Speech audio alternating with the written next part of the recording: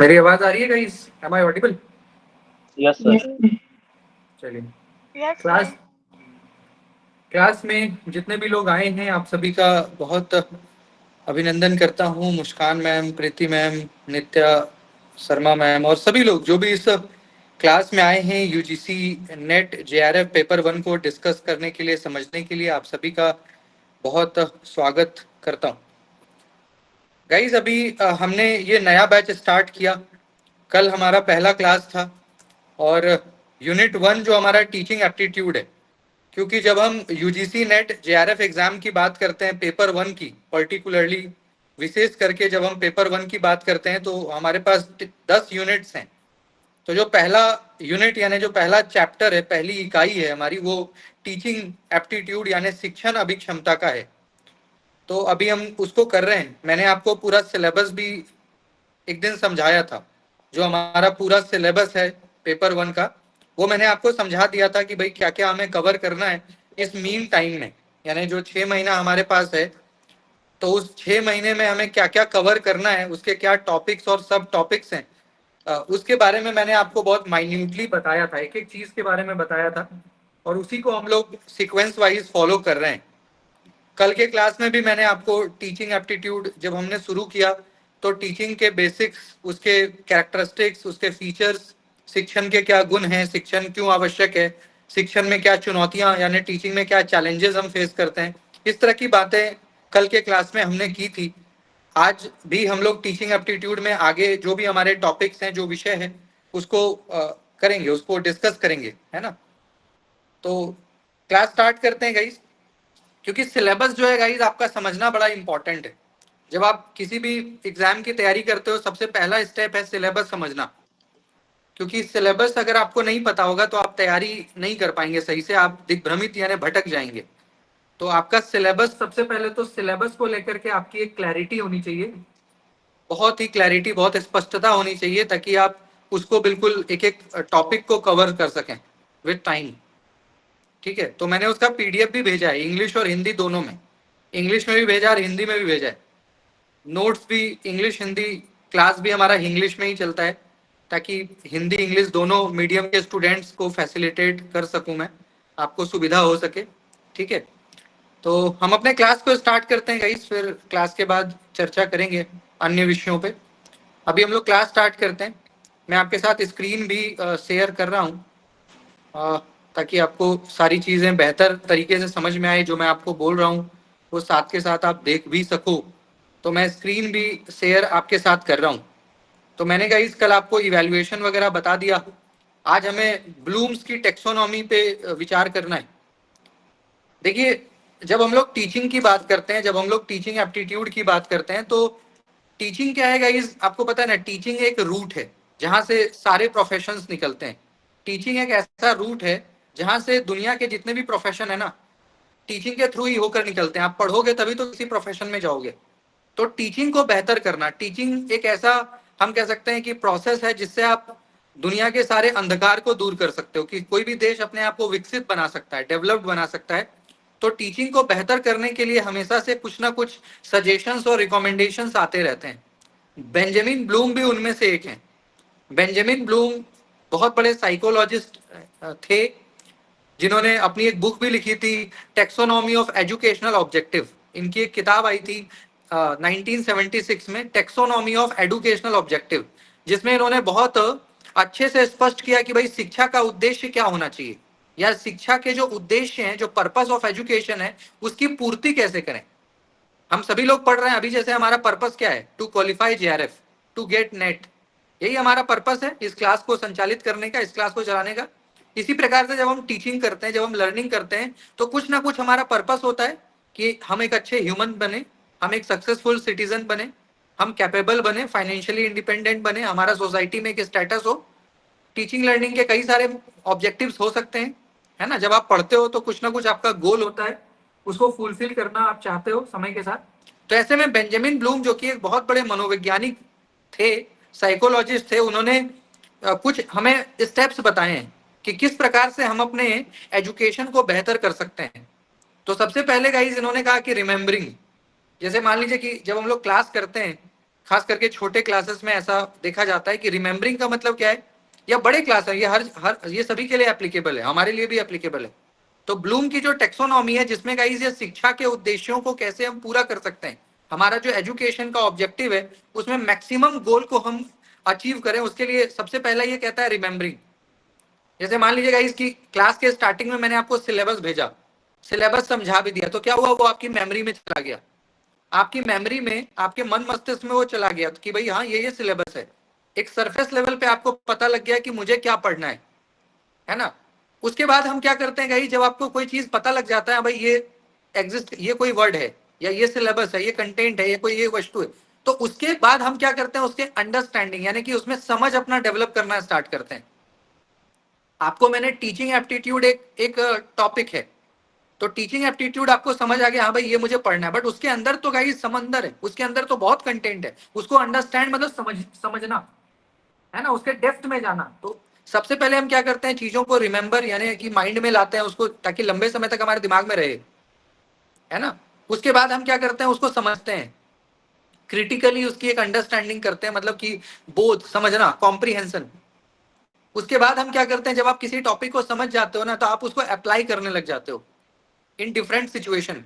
Apply करने का मतलब क्या है कि अब आपने कोई टॉपिक पढ़ा और आपको लग रहा है कि वो आपके डेली लाइफ में काम आता है, तो आप क्या करते हो, उसको अप्लाई करते हो अपने घर पे, अपने डेली लाइफ में, रियल लाइफ सिचुएशन में आप जो पढ़ रहे हो उसको अप्लाई भी करते हो।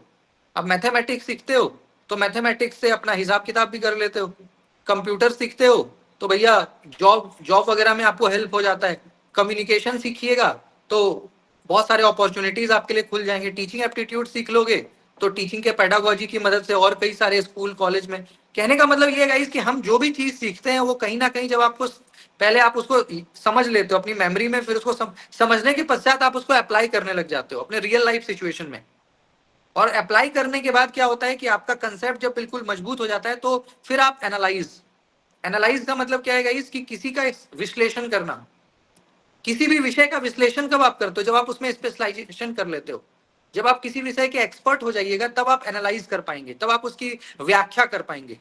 ऐसे तो जो किताबों में लिखा हुआ है वही वर्ड टू वर्ड पढ़ रहे हो, वही मैं आपको डिक्टेट कर रहा हूँ, वही समझ रहे हो, एग्जाम में जाके लिख रहे हो।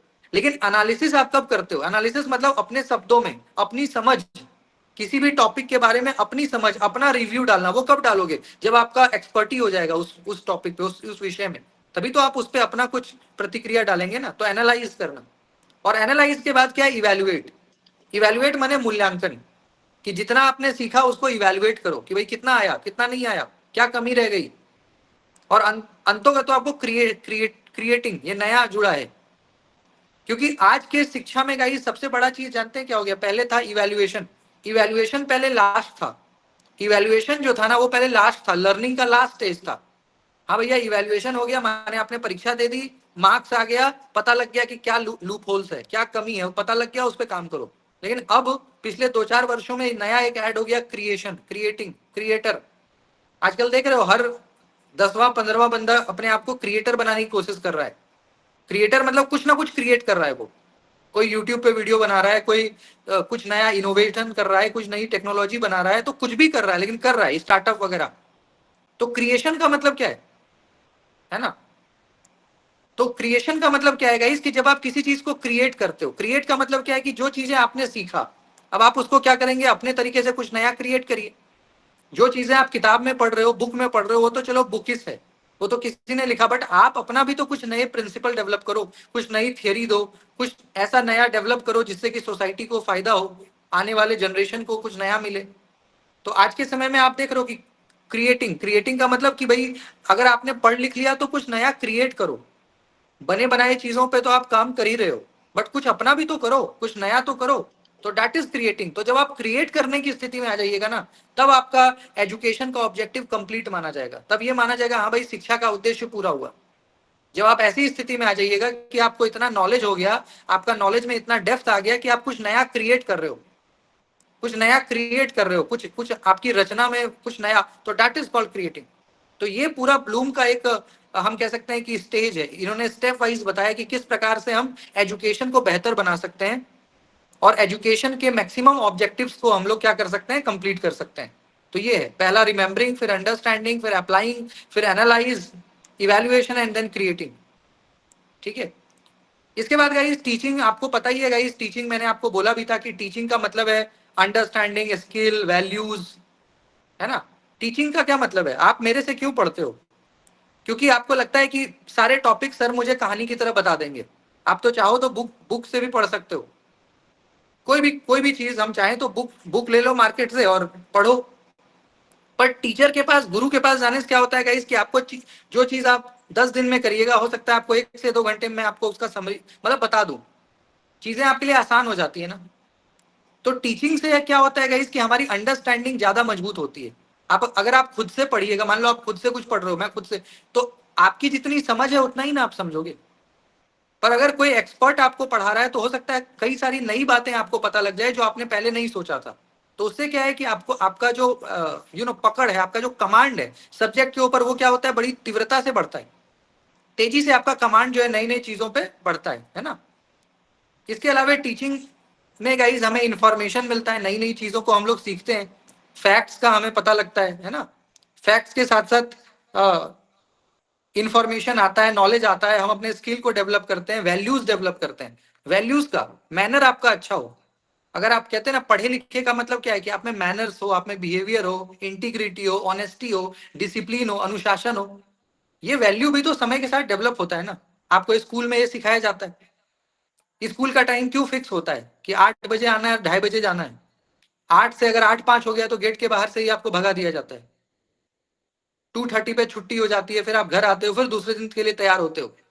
स्कूल में तो ऐसा ही होता है, कॉलेज में फिर भी थोड़ा सा उलट फेर होता है, बट स्कूल में 12+2 तक तो ऐसा ही होता है कि सुबह 8 बजे आपको जाना है, प्रॉपर पैंट शर्ट टाई जूता पहन के आप जाते हो, फिर क्लासरूम में बैठते हो, 50-50 मिनट का लेक्चर होता है, 2:30 पे छुट्टी होता है, फिर घर आते हो, फिर होमवर्क करते हो। तो मतलब बचपन से लेकर 18 साल यानी +2 तक आप एक डिसिप्लिन में पढ़ते हो ताकि आपको आदत लग जाए। स्कूल का कंसेप्ट अंग्रेजों ने कैसे लाया, इसी इसलिए लाया है। जो इंग्लिश, जो हमारे ब्रिटिशर्स थे, वो जब भारत आए तो उन्होंने स्कूल का जो कंसेप्ट डेवलप किया, उसमें यही था कि बच्चों में बचपन से ही एक आपको काम करने का एक डिसिप्लिन कि हाँ भाई 8 से 2 मेरे को पढ़ना है, 8 से 4 पढ़ना है, 10 से 5 रहना है। मतलब वो ऑफिस के लिए आपको पहले से तैयार कर रहा है ना। बचपन में होता है ना, हर चीज का एक टाइम होता है, लंच का भी एक टाइम है, 12 से 1 ही लंच करोगे आप, 2 बजे लंच नहीं कर सकते, ऐसा ही होता है। तो क्या होता है कि उससे डिसिप्लिन एक डेवलप हो जाता है, आपको काम करने की आदत बचपन से ही हो जाती है कि हाँ भाई 8 बज गया मतलब वो मेरा ऑफिस का टाइम है, 9 बज गया मतलब वो मेरा स्कूल का टाइम है, कॉलेज का टाइम है, ऑफिस का टाइम है। ठीक है, लर्निंग को इजी और इंटरेस्टिंग बनाना। टीचिंग का मतलब क्या है? टीचिंग का मतलब है गाइस कि आप लर्निंग को इजी बनाओ। कोई सा भी टॉपिक हो, चाहे डेटा इंटरप्रिटेशन ही क्यों ना हो, चाहे कोई साइंस का टॉपिक ही क्यों ना हो, कोई मतलब टफ टॉपिक ही क्यों ना हो, लेकिन उसको भी आसान बनाना, यही टीचिंग है। अगर आप टीचिंग लर्निंग में हो, अगर आप टीचर हो, टीचिंग करते हो, तो आपका सबसे पहला मतलब मेन ऑब्जेक्टिव होना चाहिए कि आप जटिल विषय को भी आसान कैसे बना दो। जो विषय जटिल है, जो बिल्कुल हार्ड टू अंडरस्टैंड है ना, वेरी डिफिकल्ट टू, उसको भी इजी कर दो, कोई भी समझ पाए। मतलब जिसको कोई भी समझ नहीं है आपके विषय की, वो भी, उसको भी लगे कि यार कुछ समझ में आ गया। तो that is the main objective of teaching. Teaching आपको पता ही है गाइस, 2 वे प्रोसेस होता है, यानी स्टूडेंट और टीचर दोनों का इन्वॉल्वमेंट इसमें लगता है। सिर्फ टीचर के इन्वॉल्वमेंट से नहीं होगा, स्टूडेंट भी इन्वॉल्व होता है, टीचर यानी जिसको आप एक्टिव सक्रिय शिक्षा, सक्रिय अधिगम कहते हो, एक्टिव लर्निंग, सक्रिय अधिगम, जहाँ पे टीचर स्टूडेंट दोनों आपस में इंटरेक्ट कर रहा है। ठीक है, अगर हम गाइस गोल्स ऑफ टीचिंग की बात करें कि शिक्षा के क्या मतलब गोल्स क्या है, लक्ष्य क्या है, क्या गोल है? अगर हम लोग टीचिंग कर रहे हैं, मैं टीचिंग कर रहा हूं, तो इसका गोल क्या है? पहला कि एजुकेट करना, आप एजुकेटेड हो जाएं, आपको मैक्सिमम इंफॉर्मेशन मिल जाए, आपको मैक्सिमम इंफॉर्मेशन मिल जाए ताकि आपका ज्ञान मतलब एक अल्टीमेट लेवल पे आपका ज्ञान वृद्धि हो। ठीक है, स्टूडेंट में सोच डेवलप हो सके। अच्छे टीचर मिलते हैं तो आपको नए नए थॉट्स का भी पता लगता है ना। जब आप अच्छे टीचर्स के साथ या अच्छे सर्कल में बैठोगे तो आपको ऐसी ऐसी चीजों का पता लगेगा जो आपने पहले कभी नहीं सुना, कुछ नई बातों का पता लगेगा कि अच्छा ये भी हो सकता है क्या, अच्छा हम ऐसे भी सोच सकते हैं क्या। जब आप लेक्चर्स वगैरह में जाते हो या किसी अच्छे सर्कल में जाते हो तो आप अपने विषय में ही, हमारे अपने विषय में गाइस कई सारी ऐसी बात होती है ना जिसके बारे में हमने कभी सोचा भी नहीं है कि अच्छा ऐसा भी हो सकता है क्या। तो जब आप अच्छे लेक्चर को अटेंड करोगे, कॉन्फ्रेंस वगैरह में जाते हो या अच्छे जगह पे पढ़ते हो, तो आपको बहुत सारी ऐसी चीजें, देखो सिलेबस पढ़ना और वर्ड टू वर्ड वो तो एक अलग चीज है, लेकिन इनोवेटिव चीजों का पता लगना, कुछ नया, कि भाई नया क्या चल रहा है, आपके सब्जेक्ट में ट्रेंडिंग क्या है ना। किताबों में तो जो है वो तो सब पढ़ रहे हैं, वो तो सभी लोग पढ़ रहे हैं, बट कुछ अलग आप क्या कर रहे हो अपने सब्जेक्ट की में, क्या आपका ट्रेंडिंग टॉपिक क्या चल रहा है, क्या नया इंफॉर्मेशन आ रहा है। तो उसको लेकर के सोच कब होगा, जब आप उस तरह के सर्कल में बैठोगे, है ना। जब आप वैसे रिसर्चर, जो रिसर्चर मानसिकता के लोग हैं या जो हाईली क्वालिफाइड है उस तरह के लोग साथ, तो आपको पता, अच्छा मेरे विषय में आजकल ये भी चल रहा है क्या, आजकल ऐसा भी हो रहा है क्या, तो फिर आप भी वैसा फिर करोगे, है ना। फ्यूचर चैलेंजेस गाइस, टीचिंग का ये भी गोल है कि जो फ्यूचर चैलेंजेस हैं उसके लिए तैयार करना। जीवन कभी भी आसान नहीं होता है, जीवन बड़ा कठिन है। तो असल लाइफ, जो रियल लाइफ है ना, उसके चैलेंजेस के लिए तैयार करना। पहले के टाइम पे मुझे याद है कि टीचर्स के पास कितना, मतलब बहुत पावर होता था टीचर के पास। अब आज के टाइम पे स्टूडेंट सेंटर्ड अप्रोच है, हालांकि ये अच्छा है, लेकिन अब क्या है कि आप स्टूडेंट को डांट भी नहीं सकते, मारना पीटना तो खैर अब बहुत दूर की बात है, बट डांट भी नहीं सकते अब आप। यानी आपको स्टूडेंट के साथ बिल्कुल फ्रेंडली रहना है, उसकी खुशी को देखते हुए आपको पढ़ाना है। वो जिस चीज में खुश है उसी तरह से पढ़ाइए, ऐसा मतलब धीरे धीरे करिकुलम हमारा हो चुका है ऐसा ही। पर पहले के टाइम पे क्या होता था गाइस कि हम लोग पहले के टाइम पे देखते थे ये सब, जो आजकल सुसाइड होने लग गया, या जो स्टूडेंट्स हैं, जो बच्चे जल्दी भावना में आके कुछ गलत कर लेते हैं, अपने साथ जहर खा लेते हैं या कुछ भी, या मान लो कि गिव अप कर देते हैं, गिव अप कि यार मेरे से नहीं हो पाएगा, मैं नहीं कर पाऊंगी या मैं नहीं कर पाऊंगा। तो ऐसे में क्या हुआ गाइस कि अब क्या है कि पहले के टाइम पे बच्चों को वैसे ही तैयार किया जाता था, पहले के टाइम पे जो स्टूडेंट्स होते थे वो वैसे ही तैयार भी होते थे। अब क्या है गाइस कि जिसको कहते हैं ना सुकुमार, बिल्कुल एकदम बाबू सोना करके पढ़ाना। बाबू सोना करके मतलब कि कोई बच्चा आपका बुरा ना मान जाए, इस चीज का आपको ध्यान रखना है, वरना आपकी पुंगी बच जाएगी। अगर कोई स्टूडेंट बुरा मान गया तो आपकी पुंगी और बच जाएगी, अगर उसने कि हाँ भाई ये तो मतलब डांटते हैं या इनका बिहेवियर अच्छा नहीं है, तो हो सकता है आप ही को सो कॉज लिख के देना पड़े कि आपने क्यों ऐसा बिहेव किया क्लास में। तो आज का समय क्या हो गया, बाबू सोना करके आपको पढ़ाना है कि जहाँ कि बच्चा कैसे खुश रहे। तो ऐसे में क्या होता है गाइस कि हम लोग जो जो चैलेंजेस फेस करते हैं, जो हमारा पहले का जनरेशन रहा, उस टाइम पे पनिशमेंट मिलना या एक डर होना, तो उस तरह से बचपन से हम लोग तैयार हो जाते थे। अब आज का जो जनरेशन है वो थोड़ा सेंसिटिव है, बहुत सेंसिटिव है। आज का जो जनरेशन है वो बहुत जल्दी गिव अप कर देगा, उसको थोड़ा भी अगर प्रेशर आ गया तो। ठीक है, तो ये पेपर सारे, मिला। Saina ma'am please mic mute कर लीजिए।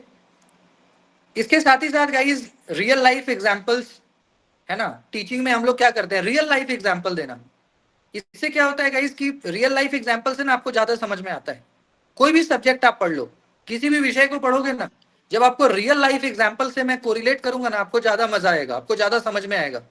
जैसे मान लो हम लोग पर्यावरण पढ़ते हैं, एक होता है किताबों में पढ़ना कि हाँ भाई पर्यावरण जरूरी है, पर्यावरण को बचाओ, इन्वायरमेंट कंजर्व करो, इन्वायरमेंट को प्रोटेक्ट करो, है ना। ये तो किताबी बातें हो गई।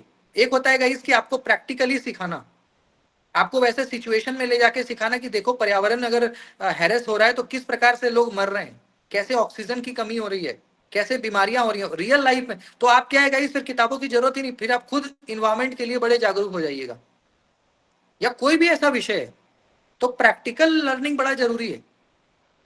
हम एग्रीकल्चर के बारे में पढ़ते हैं, हम फार्मिंग के बारे में, किसी भी विषय, उसको अगर प्रैक्टिकल एग्जाम्पल के साथ, या एक होता है ना कि उस सिचुएशन में आपको मैं ले जाकर के दिखाऊं कि क्या होता है, तो ज्यादा आपकी अंडरस्टैंडिंग, आप ज्यादा सीख पाएंगे। ठीक है, तो ये चीजें भी गाइस बहुत जरूरी होती है कि हम रियल लाइफ सिचुएशन को मतलब एड ऑन करें। कोई भी टॉपिक आप पढ़ रहे हो उसमें रियल लाइफ सिचुएशन को आपको एड ऑन करना चाहिए। ठीक है, टीचिंग गाइस सिर्फ स्कूल में नहीं होता है, क्वेश्चन भी आता है कई बार। टीचिंग ऐसा नहीं है कि सिर्फ स्कूल जाइएगा या कॉलेज जाइएगा तभी आपको टीचिंग लर्निंग होगा। टीचिंग आपका घर में भी चलता है, कॉलेजेस में भी चलता है, जहां आप ऑफिस में काम करते हो वहां भी आपका टीचिंग चलता है। ऑनलाइन भी हम लोग करते हैं, लाइव में, मतलब सुबह उठने से लेकर और रात के सोने से पहले तक आप जो सोसाइटी में इंटरेक्ट करते हो अपने परिवार के सदस्यों के साथ, या दोस्तों के साथ, पड़ोसियों के साथ, या जहां जॉब करते हो, या जैसा भी लोगों के साथ बैठिएगा, जैसे भी लोग के साथ आप बैठेंगे, जैसी आपकी संगति होगी, जैसा आपका मतलब जिस जो आपके लिए हीरो है, जो आपके लिए क्या है, हीरो है, आइडल है, तो उसी प्रकार से आप बनते हैं। हमारे समाज का नायक कौन है, ये बड़ा जरूरी है। हर एक समाज का नायक अलग अलग होता है ना। जैसे किसी भी सोसाइटी में आप जाइएगा, जैसे आप दिल्ली आएंगे तो दिल्ली में नायक कौन हुए, मतलब दिल्ली के लोगों के लिए नायक कौन हो सकता है। जैसे दिल्ली क्या एक पॉलिटिकल सिटी है, इसको सिटी ऑफ रैली कहा जाता है। दिल्ली को क्या कहा जाता है, सिटी ऑफ रैली। यहाँ पे हर दिन कोई ना कोई जिंदाबाद मुर्दाबाद होता है। अगर आप जंतर मंतर चले जाइएगा तो कोई ना कोई जिंदाबाद या मुर्दाबाद करता आपको नजर आ जाएगा एवरीडे, 365 दिन इन ईयर। तो यहाँ यहाँ पे क्या है कि ये सिटी ऑफ पॉलिटिक्स है। यहाँ पे आप आइएगा तो नेता बन ही जाइएगा। अगर आप थोड़ा बहुत रहेंगे तो आपको समझ में आ जाएगा कि नेता कैसे बनना है, क्योंकि हर दूसरा आदमी यहाँ नेता है, क्योंकि दिल्ली है ना, कैपिटल है। या मान लीजिए कि दिल्ली में एंटरप्रेन्योर्स, बिजनेस है ना, ऐसे ही आप किसी और जगह पे जाते हैं। मतलब हर एक जगह पे देखो, हर एक जगह का सोसाइटी का हीरो अलग है, तो सोसाइटी क्या करता है, उसको अडेप्ट करता है, वैसा बनना चाहता है ना, वैसा क्या होता है, बनना चाहता है। मेरा कहने का मतलब ये है गाइस कि आप जिस समाज में रहते हो, आप जिस समाज में रहते हो ना, उस तरह से होने लग जाते हो। ऐसा होता है ना, जिस सोसाइटी में आप रहते हैं वैसे आप होने लग जाते हैं। अगर आप बहुत एडुकेटेड सोसाइटी में हैं, ऐसे सोसाइटी में जो बहुत सोफिस्टिकेटेड है, तो आप भी वैसे होने लग जाएंगे। आप ऐसे सोसाइटी में है जहाँ बहुत मतलब बदमाशी बहुत है, बहुत बदमाशी है ना, तो वैसी आपकी भी वैसी प्रकृति होने लग जाएगी। ये बहुत नेचुरल है, ठीक है जी। तो ये है कि टीचिंग जो लर्निंग का जो प्रोसेस है, ये हमारा मतलब कि चलता रहता है, ठीक है, ऐसा नहीं कि स्कूल में ही। अब गाइस हम लोग अगर मेथड्स ऑफ टीचिंग की बात करते हैं कि टीचिंग के मेथड्स, तो टीचिंग में गाइस कई सारे टेक्निक्स हैं, अलग अलग टेक्निक्स हैं जो टीचर यूज करते हैं। मैं भी अलग अलग टेक्निक यूज करता हूँ, है ना। लेकिन टेक्निक जो डिपेंड करता है वो सब्जेक्ट पे डिपेंड करता है। अभी क्योंकि मैं आपको थियरी पढ़ा रहा हूँ तो ऐसे चल जा रहा है काम, लेकिन अभी अगर सब्जेक्ट बदल जाए, अभी मेरा सब्जेक्ट मान लीजिए मैथमेटिक्स पढ़ाना पड़े आपको, तो मेरा क्या है, तरीका बदल जाएगा। अभी मुझे मान लीजिए आपको कंप्यूटर पढ़ा, कहने का मतलब है कि सब्जेक्ट के अकॉर्डिंग मेथड्स बदलता है। जो चीज आप पढ़ाइएगा उसी तरह से ना मेथड आप यूज करेंगे। या स्टूडेंट का लेवल कैसा है, स्टूडेंट का लेवल यानी कि आपके जो छात्र हैं उनका क्या स्तर है। आपके छात्र बिल्कुल बेसिक लेवल के हैं, मतलब कि बिलो एवरेज है, तो उस हिसाब से आपको अपना स्टडी मतलब लेक्चर बनाना है। आपके छात्र बहुत मतलब हाईली इंटेलेक्चुअल हैं, तो उस प्रकार से आपको क्लास डिजाइन करना पड़ेगा। तो स्टूडेंट का लेवल भी बहुत मायने रखता है, उस हिसाब से आपको टीचिंग डिजाइन करना है। लर्निंग का गोल है ना, तो कुछ चीजें ऐसी होती हैं गाइस जो आपके मतलब टीचिंग के मेथड्स को डिसाइड करती है ना। जैसा स्टूडेंट है उस हिसाब से आपको पढ़ाना पड़ेगा। आप मतलब ये सोचिएगा कि भाई स्टूडेंट चाहे वीक रहे चाहे बहुत अच्छा रहे, मेरा तो पढ़ाने का तरीका जो है मैं ऐसे काम नहीं चलेगा। टीचर को क्या है गाइस कि हर एक मतलब हर एक सिचुएशन में अपने आप को ढालना पड़ेगा। अगर स्टूडेंट आपका मान लीजिए कि बिलो एवरेज है, तो उस हिसाब से फिर आपको लेक्चर करना है। अगर आपका स्टूडेंट जो है एवरेज है या मोर देन एवरेज है या इंटेलिजेंट है, तो उस हिसाब से आपको मतलब अपना लेक्चर, अपना कंटेंट, है ना। अब आप आईआईटी में जाइएगा लेक्चर देने के लिए और वहां पे मतलब कि बहुत इजी कंटेंट लेके जाएंगे, तो हो सकता है वहां पे आपको एंटरटेन ना करें। वही आप किसी ऐसे जगह पे जा रहे हैं जहां बिल्कुल ऐसे स्टूडेंट हैं जो बिल्कुल बिगिनर्स हैं, वहां पे आप एकदम हाई लेवल कंटेंट ले जाइएगा तो कोई नहीं समझेगा। तो एक अच्छा टीचर वही होता है गाइस जो समय के हिसाब से वो देखता है कि भाई मुझे किस हिसाब से यहाँ डिलीवर करना है। ये भी एक साइंस है कि आपको ये पता होना चाहिए कि आपका जो डिलीवरी है, जो आप अपने लेक्चर को डिलीवर कर रहे हो, वो किस प्रकार से होना चाहिए। तभी तो आपका एक माने इंटरेस्ट आएगा और उसके जो बेटर रिजल्ट्स हैं वो आएंगे। इसके साथ ही गाइस टीचिंग मेथड्स, जैसे लेक्चर भी मैंने थोड़ा बताया था आपको, लेक्चर मेथड जो कि पारंपरिक तरीका है, पारंपरिक तरीका है जिसको चॉक एंड टॉक भी आप कहते हो। चॉक एंड टॉक कि ब्लैक बोर्ड है, उस पर चॉक से लिखा, कुछ टॉपिक लिख दिया और स्टूडेंट टीचर आपस में डिस्कस कर रहे हैं, या टीचर किताब देख के पढ़ा रहे हैं और बच्चों के पास भी किताब है, आपस में दोनों पढ़ रहे हैं, जो कि पारंपरिक तरीका है क्लास को चलाने का, पढ़ाने का। ठीक है, कॉलेजेस और क्लासरूम में ये बहुत कॉमन है, ऐसा ही हम लोग करते हैं ज्यादातर।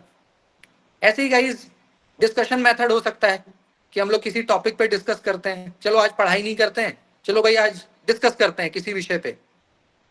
भारतीय शिक्षा नीति जो हमारा नेशनल एजुकेशन पॉलिसी है उसको तैयार करके लाना, कल हम लोग डिस्कस करेंगे। तो डिस्कशन डिस्कशन में क्या होता है, सारे बच्चों का कॉन्फिडेंस फिर ग्रूम करता है, सब लोग बोलते हैं चलो भाई आप भी बोलो, आप भी बोलो, सब लोग कुछ ना कुछ बोलते हैं, नई नई बातें पता लगती हैं, है ना। तो डिस्कशन मेथड क्या होता है, ये भी एक बहुत अच्छा तरीका है, खास करके ऐसे विषय को क्लियर जो बहुत टफ है।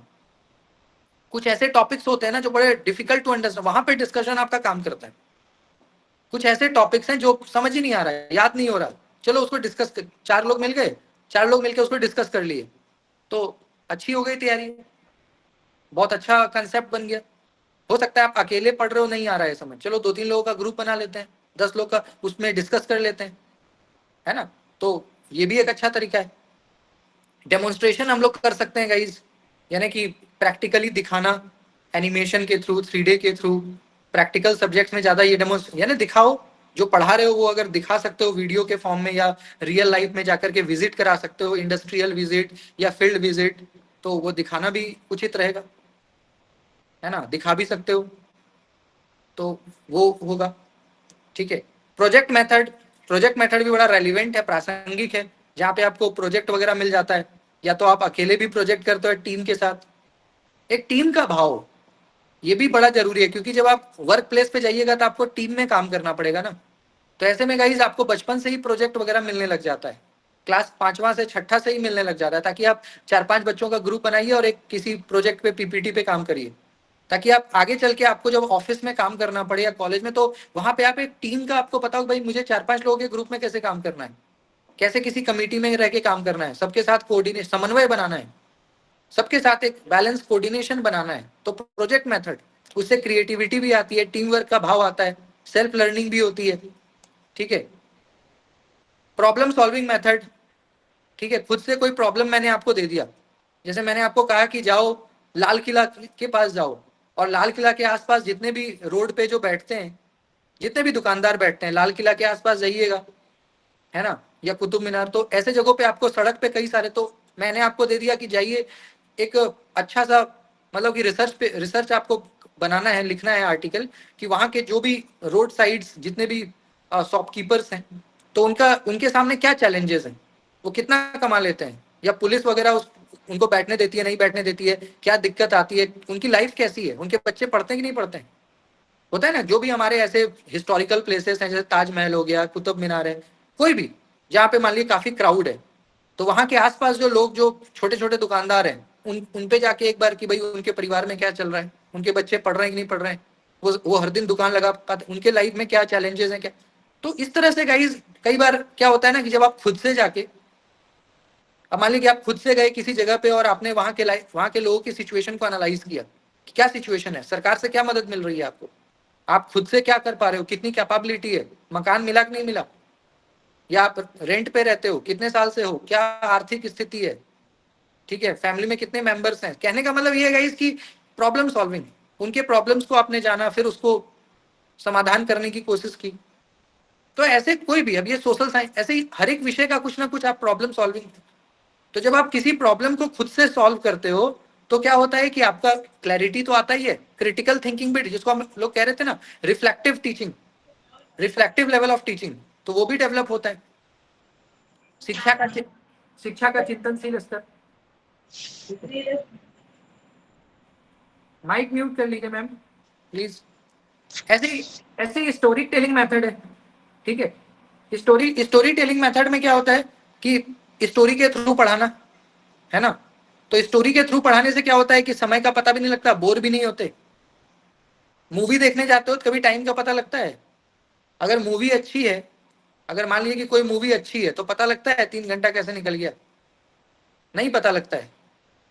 लेकिन अगर मान लीजिए कि मूवी अच्छी नहीं है, समझ नहीं आ रहा, तो आपको 1-1 मिनट का पता लगेगा कि अरे यार अभी अभी तो आधे घंटे ही हुए हैं, 15 मिनट ही हुए हैं, अभी तो 2 घंटा बचा हुआ है, छोड़ो घर चलते हैं, रहने दो, मजा नहीं आ रहा। तो गाइस ऐसे ही पढ़ाई में भी अगर आपको मन लगेगा, आपको अगर आपको चीजें समझ में आएंगी ना, तो आपको बार बार घड़ी देखने का जरूरत नहीं पड़ेगा, है ना। आपको घड़ी देखने की आवश्यकता नहीं पड़ेगी, क्योंकि आपको समझ को मजा आ रहा है, कुछ नया समझ में आ रहा है, आप अच्छे से यू नो अपने आप को कनेक्ट कर पा रहे हो अपने टीचर के साथ। तो ये भी एक मेथड है, स्टोरी टेलिंग मेथड, कहानी के थ्रू पढ़ाना। उससे एक मोरल एजुकेशन भी मिल जाता है, और एक बड़ा इफेक्टिव तरीका है, क्योंकि कहानी जीवन पर्यंत याद रह जाएगी। जो कहानी मैं आपको सुनाऊंगा ना, शायद लाइफ टाइम याद रह जाएगी। कंटेंट भूल भी जाओगे, लेकिन कहानी का बड़ा प्रभाव होता है। और इंडिया में, भारत की संस्कृति में तो ये एक बहुत ही मतलब लोकप्रिय मेथड रहा है, वैदिक काल में भी। हमारे यहाँ पे जैसे पहले देखते थे दादी नानी, अब तो दादी नानी हमारी होती भी नहीं है समय के साथ, अब बड़ा हम लोग छोटा परिवार होने लग गए ना। पर जो पहले दादी नानी होती थी, तो ऐसी परंपरा भारतीय परिवारों में होती थी। जो भारतीय परिवार हमारा, जो इंडियन फैमिली होता था आज से 20 ईयर्स बैक तक, या आज भी कई सारे परिवारों में, तो हमारे यहाँ पे कहानी, मतलब रात में सोने से पहले जो आपके घर के बड़े हैं, एक कहानी, कुछ उसमें कुछ मोरल स्टोरी पता लग गया, कुछ ऐसा है ना। तो हमारी तो संस्कृति का भी हिस्सा है स्टोरी टेलिंग। अब क्या है कि घर में लोग नहीं है, जो 2-3 लोग हैं वो बहुत बिजी हैं, वो अपना काम करेंगे कि आपको कहानी सुनाएंगे, और जाइएगा बोलिए भैया हमको कहानी सुनाइए, तो हो सकता है पिटाई भी हो जाए आपकी। पहले के टाइम में 10 लोग होते थे घर पे, 10 में 4 बेकार हैं, 2 लोग काम कर रहे हैं, 2 लोग खाना बना रहे हैं। और अब तो 2 लोग हम 2 हमारे एक वाला सिस्टम है। अब हम 2 हमारे एक, तो दोनों अपना खुद अपना, मान लीजिए ऑफिस में बहुत तरह की व्यस्तता है, थकावट है, उस सिचुएशन में आपको कौन कहानी सुनाएगा। हालांकि उसको रिप्लेस अब यूट्यूब वगैरह ने कर दिया। अब यूट्यूब या फोन वगैरह के थ्रू हम लोग करते हैं। तो स्टोरी टेलिंग ऐसे ही एक role play method. Role play method में क्या होता है गाइस, ये रोल प्ले है रियल लाइफ सिचुएशन में, जैसे नुक्कड़ नाटक वगैरह ना, प्ले ड्रामा, इसके थ्रू भी हम लोग कई चीजों को सीखते हैं। या मॉक इंटरव्यू, जैसे मान लो कि आपको कहीं पे जाना है, अब आपका मान लीजिए कि असिस्टेंट प्रोफेसर का इंटरव्यू है या पीएचडी का इंटरव्यू है। अब आपने मेरे से बोला कि सर एक बार मॉक इंटरव्यू करवा दो, मुझे डर लग रहा है। तो मेन इंटरव्यू में जाने से पहले मैंने क्या किया, एक ऐसा माहौल बना दिया क्लास में, 2-4 लोगों को मैंने बुला लिया और मैंने कहा कि एक प्रैक्टिस सेशन कर लेते हैं। और बिल्कुल वैसा ही माहौल बना दिया जैसा कि इंटरव्यू में होता है, और मैंने आपसे आधे घंटे क्वेश्चन आंसर किया। तो क्या होगा, आपका डर खत्म हो जाएगा, क्योंकि पहले ही आपने एक प्रैक्टिस सेशन कर लिया, आपको पता है अब अंदर क्या होगा, आपके लिए कुछ नया नहीं है। तो इसको कहते हैं गाइस रोल प्ले मेथड। ऐसा हम लोग करते हैं ना, मॉक सेशन करना, मॉक इंटरव्यू कर लेना, पहले ही प्रैक्टिस कर लेते हैं ताकि हमारा डर खत्म हो जाए कि अंदर क्या होगा, क्या क्वेश्चन पूछे जाएंगे, किस तरह का सिचुएशन होगा, वो पहले ही। तो ये भी एक अच्छा तरीका है कि आपको उस सिचुएशन में रख करके एक प्रैक्टिस कर लेना। ऐसे ही क्वेश्चन आंसर मेथड हम लोग कर सकते हैं। क्वेश्चन आंसर से भी क्या होता है, जैसे अभी आप पढ़ रहे हो, लेकिन अगर साथ ही साथ क्वेश्चन भी मैं करवाऊंगा अभी, तो क्वेश्चन आंसर करने से क्या होता है ना, कि आपको फिर आप अपने आप को मेजर करने लग जाते हो कि मेरे को कितना आया। अगर मान लीजिए कि आज मैंने क्लास में जितना भी पढ़ाया, क्लास के अंत में आपसे मैं 2 क्वेश्चन पूछ दूं, अगर उस 2 क्वेश्चन का आप आंसर दे दोगे ना, तो आपका कॉन्फिडेंस जानते हैं गुना 10 हो जाएगा कि यार मुझे आ गया, मैंने सीख लिया, मैं कर पा रही हूँ। ऐसा होता है ना, जब आपसे आपका टीचर या कोई क्वेश्चन पूछे और उसका आंसर अगर आप कर दो, तो आपका कॉन्फिडेंस क्या हो जाता है, गुना 10। आपको लगता है यार ये तो मैं भी कर सकती हूँ, ये तो ईजी है, मेरे को समझ में आ रहा है। तो क्वेश्चन आंसर, इससे आपका एक्टिव लर्निंग, मतलब आपकी सक्रियता भी बढ़ती है। आपको लगता है यार मैं कल फिर तैयार करके आऊंगा, कल और अच्छे से मैं क्वेश्चन का आंसर और क्रिटिकल आंसर्स, है ना। तो क्वेश्चन आंसर ये भी एक अच्छा मतलब तरीका है। ठीक है, ई लर्निंग आजकल आ गया। अब आज का जमाना तो ई लर्निंग, हम लोग भी ई लर्निंग के थ्रू जुड़े हुए हैं। ऑनलाइन टीचिंग का दौर आ गया, distance learning, interactive learning, mobile app, videos, internet के थ्रू अब हम पढ़ने लग गए, यूट्यूब वगैरह आ गया। ये भी एक अच्छा मतलब सुगम तरीका हो गया। एक्टिविटी बेस्ड, है ना। जैसे कई बार हम लोग क्या करते हैं, एक्टिविटी कराते हैं, क्रिया क्रिया कुछ एक्टिविटी दे देना, कुछ गेम्स के थ्रू, या कुछ मान लो ट्रिप पे, देशाटन पे, बाहर घूमने। तो एक्टिविटी बेस्ड ये भी एक अच्छा तरीका है सिखाने का, है ना। किसी भी स्कूल कॉलेज में होता है ना, कि होना भी चाहिए कि साल में एक बार कहीं पिकनिक पे ले गए, 2-3 दिन किसी हिस्टोरिकल प्लेस पे ले गए, या किसी ऐसे प्लेस पे जो आपके पढ़ाई से, मान लो जिसका पढ़ाई से वास्ता है ना। तो इस तरह की जगहों पे, अब मान लो कि आपको, हम सभी लोग टीचिंग में आना चाहते हैं, तो किसी दिन आपको मान लीजिए कि जेएनयू घुमा दिया, किसी दिन आपको डीयू घुमा दिया, किसी दिन आपको यूनिवर्सिटी ऑफ हैदराबाद ट्रिप करा दिया, वहां पे कि भाई क्या चल रहा है, कैसे वहां के टीचर्स पढ़ा रहे हैं, क्या टेक्नोलॉजी यूज कर रहे हैं।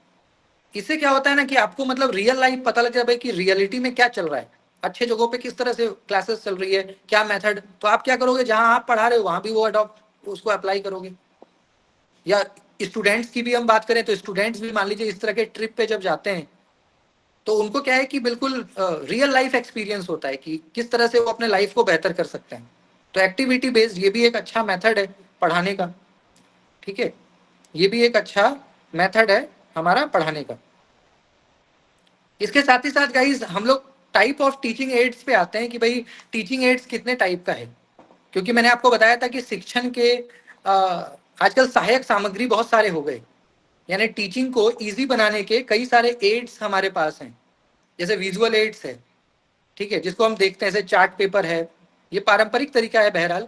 विजुअल एड्स, जहाँ पे आप, जिसको कहते हो ना दृष्टि दृष्टि सहायक सामग्री, जो देखते हैं, जैसे चार्ट चार्ट पेपर वगैरह हो गया, या मैप, क्लास में पहले मैप वगैरह भी चिपकाते थे ना।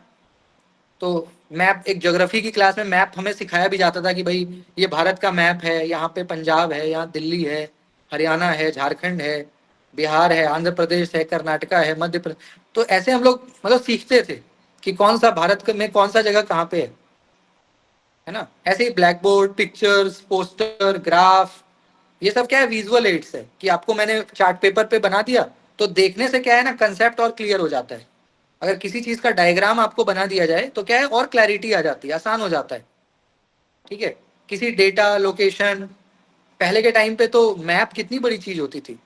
पहले तो गूगल मैप नहीं था ना, अब ना गूगल मैप आ गया। अब ना गूगल मैप आ गया कि कहीं भी आप लोग मतलब कि डाल के कहीं गली कुछ कहीं चले जाते हैं।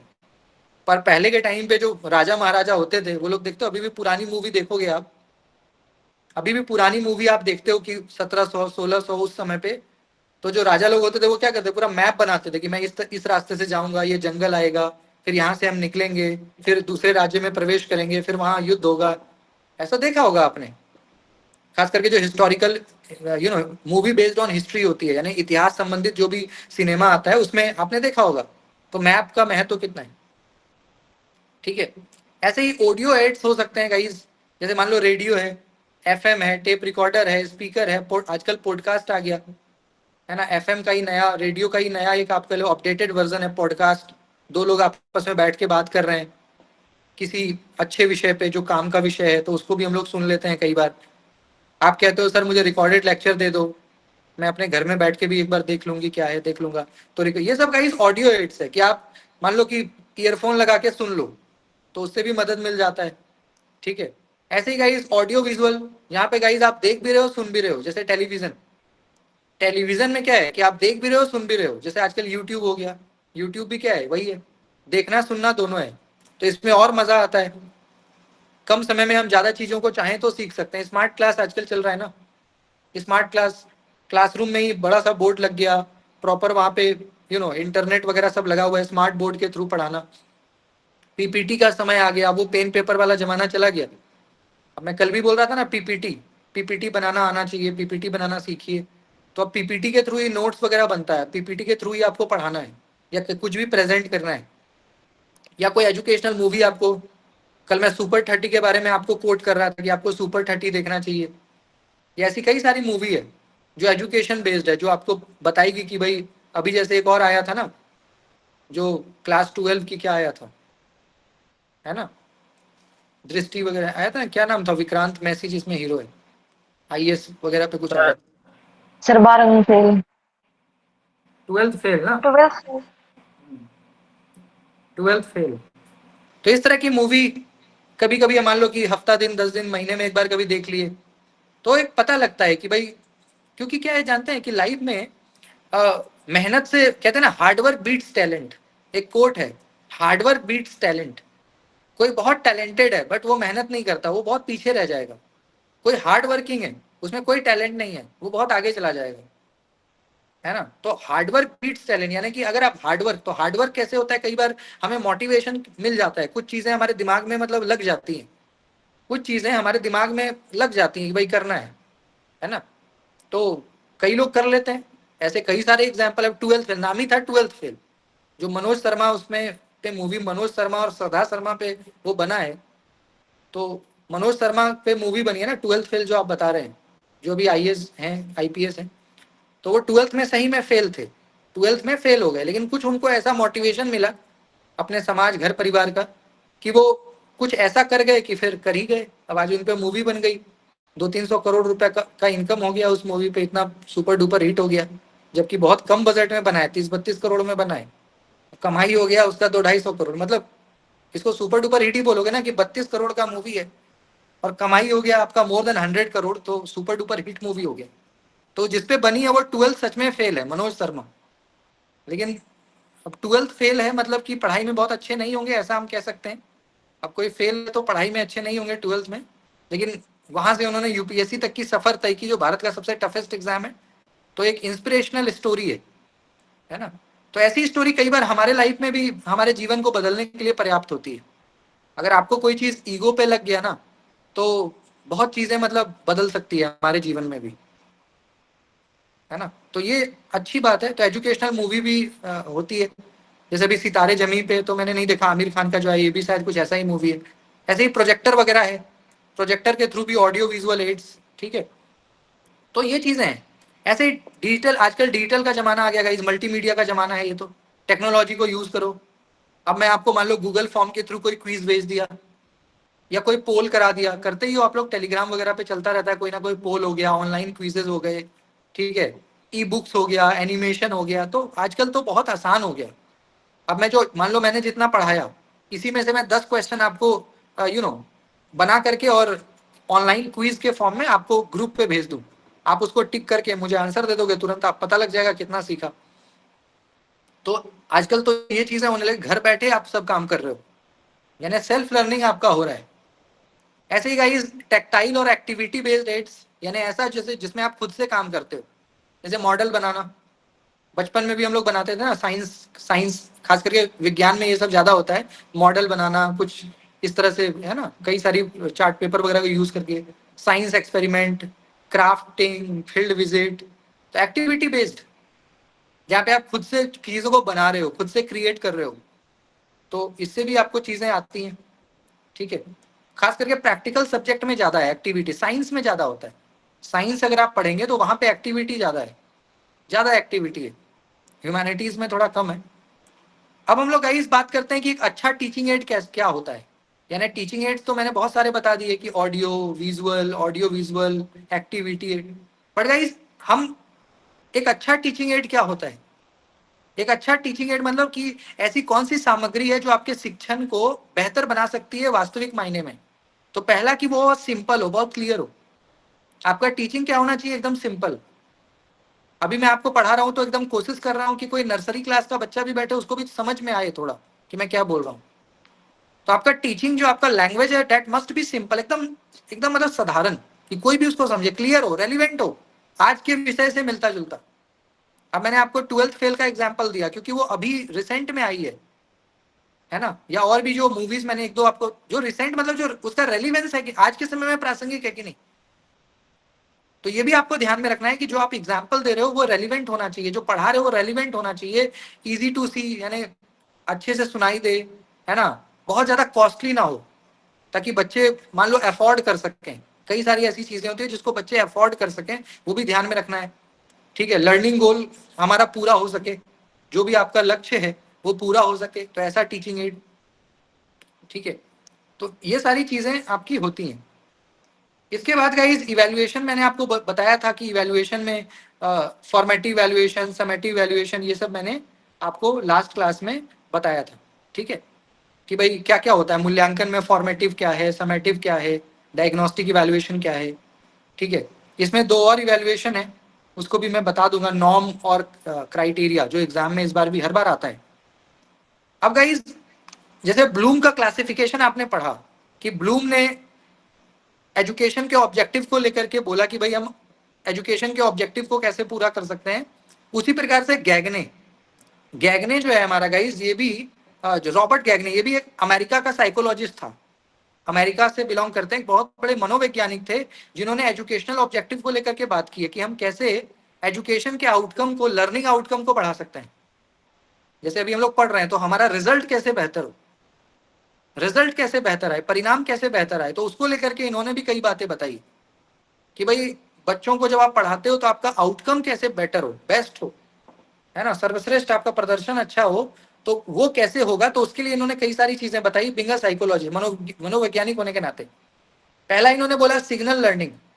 यहाँ पे गाइस हम लोग सिग्नल के थ्रू चीजों को सीखते हैं। सिग्नल मतलब इशारों में, जैसे कई सारी चीजें होती है ना जो हम लोग सिग्नल के थ्रू, जैसे मैंने आपको इशारा दिया ऐसे, जब मैं ऐसे करूंगा तो आप क्या करोगे, किसी की पिटाई करने लग जाओगे या चुप हो जाओगे? इसका मतलब क्या है, चुप होना। अगर मैं आपको ऐसे आंख बड़ा करके देख रहा हूं तो आप समझ जाओगे कि सर गुस्से में है ना, आपने कुछ पूछा और मैंने ऐसे कर दिया। तो कई बार क्या होता है गाइस, लर्निंग थ्रू सिग्नल, आप फेशियल एक्सप्रेशन, बॉडी के आपके मूवमेंट, इससे भी आप बच्चों को बहुत कुछ सिखा देते हो। आपके आपके स्टूडेंट्स को पता लग जाता है कि भाई किसका कौन से सिंबल का क्या मतलब है। अगर मैं ऐसे करूंगा तो ऐसे करने का पे मुझे आपको सिखाना नहीं पड़ेगा कि प्लीज मेंटेन साइलेंस, आप खुद ब खुद चुप हो जाओगे क्योंकि आपको पता है इसका मतलब चुप होता है। अगर मैंने आपको ऐसे हाथ दिखाया तो आप खुद समझ जाओगे कि सर जो है वो गुस्से में है, कह रहे हैं कि बैठ जाओ वरना पिटाई हो जाएगी, ऐसा ये सिंबल है ना। मैंने तो नहीं बोला कि मैं आपकी पिटाई, मैंने ऐसे हाथ दिखाया, आप समझ गए कि आपकी पिटाई हो सकती है।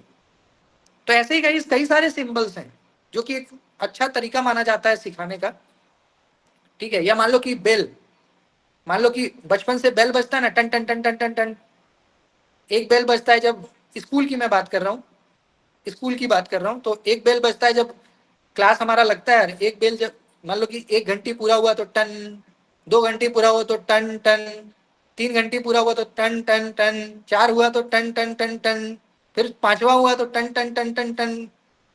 ये क्या है? आपने स्कूल में सुना होगा ना, ये पक्का सुना होगा। आजकल तो खैर वो आ गया ना, पहले तो घंटी बजाता था कोई एक पियोन, अब तो कई सारे स्कूल में क्या हो गया, वो पूरा मशीन लगा होता है जो अजीब सा आवाज करता है ना, आवाज करेगा अचानक से, तो समझ जाइएगा कि घंटी पूरा।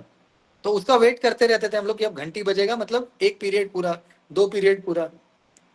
तो ये भी एक तरह का सिग्नल लर्निंग है ना, कि आपको सिग्नल मिल रहा है कि भाई अब इसका मतलब ये है ना। तो कई तरह के सिग्नल है। पहले युद्ध होता था तो ड्रम बजाया जाता था, सबको इकट्ठा ड्रम बजाते थे कि भाई सब लोग इकट्ठा हो जाए। ये अचानक से दूरदर्शन की तरह आवाज क्यों आने लग रहा है? ये दूरदर्शन पहले आता था ना घर पे, याद है बचपन में?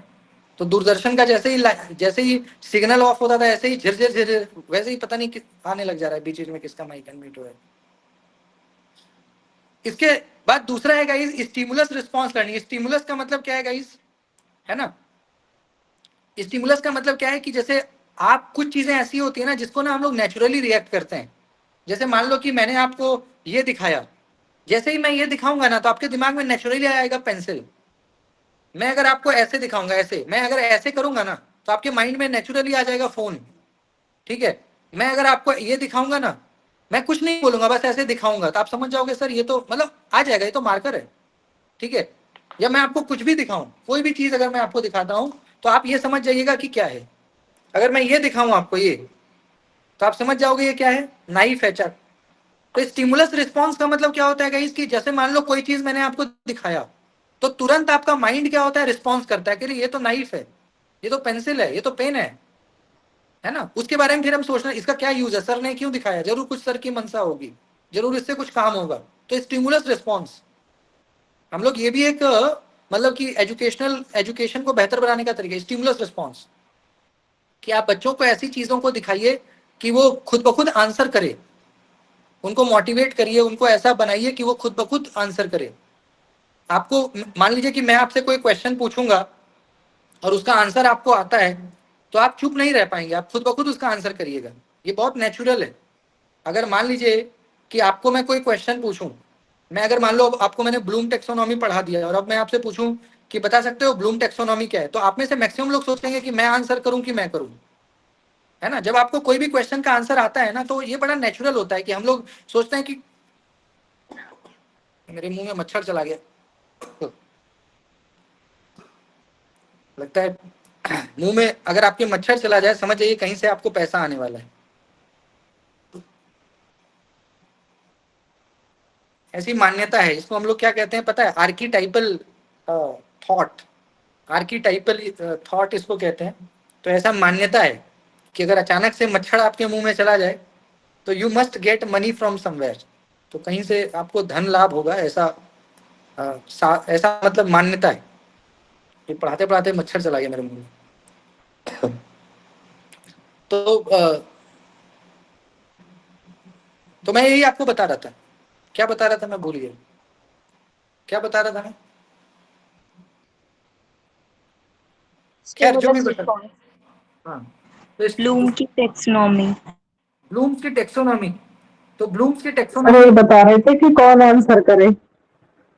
हाँ, तो वही वही मैं आपको बोल रहा था कि जब आपको कोई चीज आता है ना, तो सपोज करो मैंने कोई क्वेश्चन आपसे पूछा, आपको आता है, तो आप खुद ब खुद एक्टिव हो जाओगे, तो स्टिमुलस रिस्पॉन्स। और जो चीज आपको नहीं आता है वो आपको करने दिया जाएगा ना, तो आप बचोगे कि यार कैसे मैं बच जाऊं, मेरा मुझे ना करना पड़ जाए। अगर आपको कोई मान लो आपको कार चलाना आता है, गाड़ी आपको मन करेगा कि यार चल मैं भी एक बार चलाऊं। बाइक चलाना आता है, बैठे हो मन कर यार मैं एक बार चलाऊं, नहीं आता है तो आप सोचोगे यार मुझे कोई पूछ ना दे कि आप चलाओगे, आप चला सकते हो। तो स्टिमुलस कहने का मतलब ये है गाइस कि जब कोई चीज आपको आता है ना तो आप उसमें आपका पार्टिसिपेशन ऑटोमेटिकली अच्छा हो जाता है ना। तो ये सारी चीजें आज हमने कई सारी चीजों को पढ़ा टीचिंग एप्टीट्यूड में, और ये सारे इम्पोर्टेंट है। जो बच रहा है उसको हम करेंगे। एक हफ्ता मैं कोशिश करता हूँ कि 5 से 6 दिन में हमारा एक यूनिट, जो छोटा यूनिट है, जैसे टीचिंग छोटा ही मैं मानता हूँ, तो 5 से 6 दिन में क्लास में हमारा हो जाता है ना। इस हफ्ते मतलब हो जाएगा। आज आई थिंक जो भी डे है, थर्सडे वेडनेसडे है ना, तो संडे तक हो जाएगा ये। फिर हम ऐसे करके सारे यूनिट्स को एक एक करके पढ़ते हैं, ठीक है। तो रेगुलर क्लास में आया करिए और